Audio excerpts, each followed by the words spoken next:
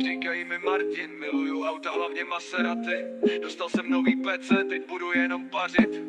Jestli máš se mnou problém, tak mě to nezajímá a policajti můžou. Říkají mi Martin, miluju auta, hlavně Maserati, možná i BMW. Vždycky jsem chtěl být policajt, ale nějak to nevyšlo. A proto říkají mi Martin, miluju auta, hlavně Maserati. Kdo nemá rád auta, tak pro mě nežije. Vlčáky mám rád, vždycky jsem jednoho chtěl. Až mi bude 18, tak se pěkně ožeru a snad nedostanu na hubu. Budu lítat po klubech a balit pěkný šťávičky. Marta, ať jde do prdele, tam mě vůbec nezajímá. Já chci pěknou šťávičku. A tak říkají mi Martin, a vybral bych si radši auto než ženu. Říkají mi Martin, miluju auta, hlavně Maserati, možná i BMW.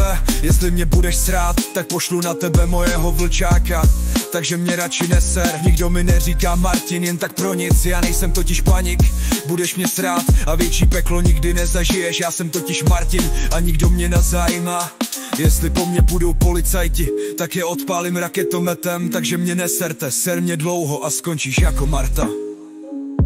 Yeah. Říkají mi Martin, miluju auta, hlavně Maserati, možná i BMW.